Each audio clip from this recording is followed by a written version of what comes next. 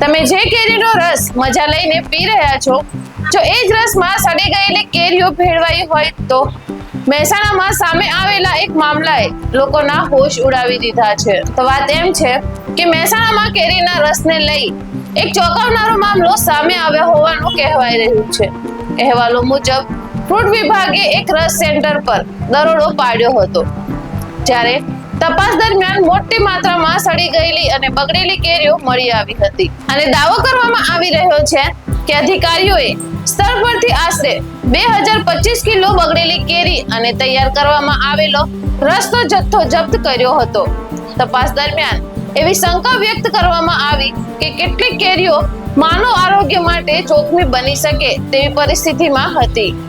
આ સમગ્ર ઘટનાએ લોકોમાં ચિંતા ફેલાવી છે, કારણ કે ઉનાળાની સિઝનમાં હજારો લોકો રોજ કેરીનો રસ પીતા હોય છે। જો ખાદ્ય વસ્તુઓની ગુણવત્તા જાળવવામાં બેદરકારી રાખવામાં આવે તો તે સીધી લોકોના આરોગ્ય પર અસર કરી શકે છે અને ખાદ્ય સુરક્ષા નિષ્ણાતો પણ સલાહ આપે છે કે બહારથી રસ ખરીદતી વખતે સ્વચ્છતા, ગુણવત્તા અને વિશ્વસનીય અંગે ખાસ ધ્યાન રાખવું જોઈએ।